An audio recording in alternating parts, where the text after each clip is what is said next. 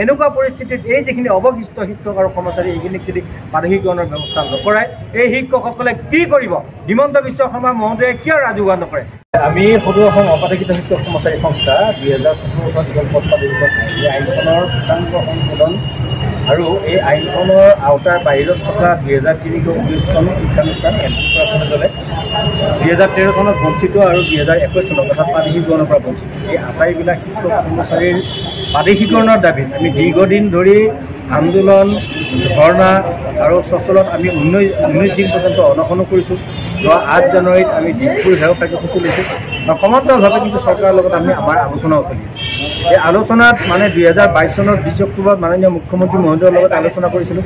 তেখেতে আমাক মাতি নিছিল, মাতি নি আমাক প্ৰতিশ্ৰুতি দিছিল, আশ্বাসো দিছিল যে আইনখন সংশোধন কৰি আমাৰ অৱশিষ্ট যি প্ৰায় 19,527 গৰাকী শিক্ষক কৰ্মচাৰী প্ৰাদেশিকৰণৰ আওতালৈ আনি প্ৰাদেশিকৰণ কৰিব বুলি তাৰপিছত 2023 চনৰ 12 এপ্ৰিল তাৰিখত শিক্ষামন্ত্ৰীয়ে আমাক মাতি নি শিক্ষামন্ত্ৰীৰ কাৰ্যালয়ত বহি আমাৰ লগত এখন মাইনোটছ কৰিছিল, আলোচনা হৈছিল। আলোচনাৰ অন্তত মাইনোটছখন হৈছিল। মাইনোটছখনতো 17 পদ প্ৰাদেশিকৰণ আইনখন সংশোধন কৰি আমাক প্ৰাদেশিকৰণ কৰাৰ আশ্বাস দিয়াৰ সমান্তৰালভাৱে আমাৰ পৰা যি মিড ডে মিল পাতন কৰিছে 2023 চনৰ 1 এপ্ৰিল তাৰিখৰ পৰা আৰু ছাত্ৰ ছাত্ৰীসকলৰ যিবিলাক সুবিধা প্ৰদান কৰিছিল এই আটাইবিলাক সুবিধা পুনৰ শিক্ষানুষ্ঠানবিলাকত ভেঞ্চাৰ শিক্ষানুষ্ঠানবিলাকত প্ৰৱৰ্তন কৰিম বুলি আমাক মানে কথা দি মাইনোটছখন কৰিছিল। এই চৰকাৰখনে এই সকলোবিলাক কথা পাহৰি যে এই চলিত যিখন বিধানসভা অধিৱেশন বাজেট অধিৱেশন এই অধিৱেশনত মাননীয় মন্ত্ৰী পীযুষ হাজৰিকা আৰু শিক্ষামন্ত্ৰী মহোদয় ৰমেশ পেগু তেখেত দুজনে বিধানসভাত যিটো স্পষ্টীকৰণ দিছে যে 17-18 পদ প্ৰাদেশিকৰণ আইনখন আৰু কোনোদিনে সংশোধন কৰা নহ'ব আৰু প্ৰাদেশিকৰণ কৰাৰ কোনো পৰিকল্পনা নাই। এই কথাটোত আমি গোটেই শিক্ষক সমাজ বঞ্চিত শিক্ষক সমাজ অত্যন্ত মৰ্মাহত হৈছোঁ আৰু চৰকাৰখনক আমি ধিক্কাৰ দিছোঁ। মাননীয় মুখ্যমন্ত্ৰী মহোদয়ে মনত পেলাব লাগে যে 2016 চনৰ নিৰ্বাচনত তেখেতে অসমৰ ইমূৰৰ পৰা সিমূৰলৈ কি প্ৰতিশ্ৰুতি দিছে। 1 নম্বৰ 2022 চনৰ 20 অক্টোবৰত আমাৰ লগত আলোচনা কৰোঁতে তেখেতে কি প্ৰতিশ্ৰুতি তেখেতৰ যিটো CMO পেজ আছে এই পেজটো চাওক। 2022 চনৰ 20 অক্টোবৰৰ যিটো CMO পেজ এই পেজটো উলিয়াই তেখেতে চাওক, তাতে তেখেতে কি লিখিছে। আৰু শিক্ষামন্ত্ৰী মহোদয়ক আমি জনাব বিচাৰিছে যে আপুনি যে আমাক 2023 চনৰ এই 12 এপ্ৰিল তাৰিখত মাতি নি আপোনাৰ কাৰ্যালয়ত আমাৰ লগত আলোচনা কৰি মাইনোটছখন কৰিছিল এই কথাবিলাকৰ যথাৰ্থ মানে ব্যৱহাৰ কৰক। এনেকৈ মানুহক মানে গোটেই আমাৰ এই 20,000 শিক্ষক কৰ্মচাৰীক মানে হত্যা কৰাৰ সিদ্ধান্ত আপোনালোকে নল'ব। আমি চৰকাৰখনক পুনৰ আহ্বান জনাইছোঁ যে এই যিটো হঠকাৰী সিদ্ধান্ত লৈছে বা বিধানসভাত যিটো স্পষ্টীকৰণ দিছে এই স্পষ্টীকৰণটো উঠাই ল'ব লাগে, উঠাই লৈ পৰিকল্পনা কৰিব লাগে। আমাৰ এই শিক্ষানুষ্ঠানখিনি আৰু শিক্ষকখিনিক প্ৰাদেশিকৰণ কৰাৰ পৰিকল্পনা কৰিব লাগে। পৰিকল্পনা কৰি শিক্ষকখিনিক ন্যায্যতা দিব লাগে। 20 বছৰ 30 বছৰ আমি বিনা বেতনে শিক্ষকতা কৰিছোঁ। আমাৰ শিক্ষকসকলৰ বয়স এতিয়া সকলোৰে 50ৰ ঊৰ্ধত। কিছুমান শিক্ষকৰ 2 বছৰ 3 বছৰ, কিছুমান শিক্ষকৰ 6 মাহ 3 মাহ মানে সময় আছে অৱসৰৰ।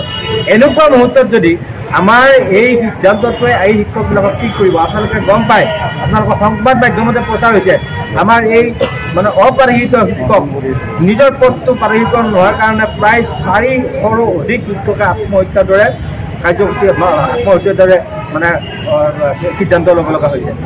সমান্তৰালভাৱে 2000ৰো অধিক শিক্ষকে বিনা বেতনে শিক্ষকতা কৰি অৱসৰ ল'বলগীয়া হৈছে।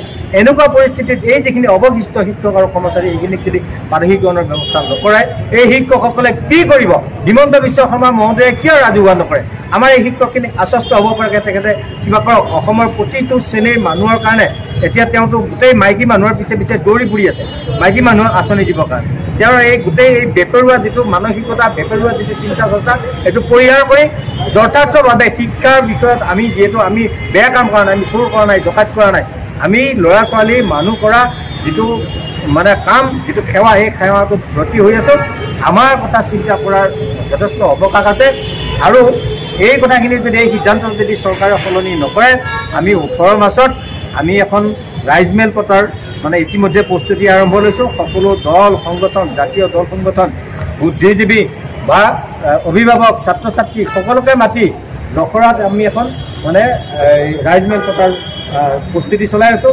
সমান্তৰালভাৱে কিন্তু আমি যদি এই সিদ্ধান্ত চৰকাৰে অনতি বিলম্বে যদি সলনি কৰি আমাক আশ্বাসিত হ'ব পৰাকৈ যদি তেওঁলোকে এটা স্পষ্টীকৰণ নিদিয়ে তেতিয়াহ'লে আমি আগন্তুক যি মানে লোকসভা নিৰ্বাচন আহিছে এই লোকসভা নিৰ্বাচনত ভোট বৰ্জন কৰিম। আমাৰ যি 20,000 শিক্ষক কৰ্মচাৰী আছে, লগতে আমি এতিয়া টিউটৰ বা টেট শিক্ষকসকলৰ লগতো আমি আলোচনা কৰিবৰ কাৰণে আমি খুজি আছোঁ। তেওঁলোকৰ লগতো আমি আলোচনা কৰি আমি এটা বৃহৎ আন্দোলন মানে গঢ়ি তোলাৰ কাৰণে বৃহৎ প্ৰতিবাদী কাৰ্যসূচী ল'বৰ কাৰণে নিৰ্বাচনৰ আগে এই প্ৰতিবাদী মানে কাৰ্যসূচী এটা ল'বৰ কাৰণে পৰিকল্পনা কৰি আছোঁ।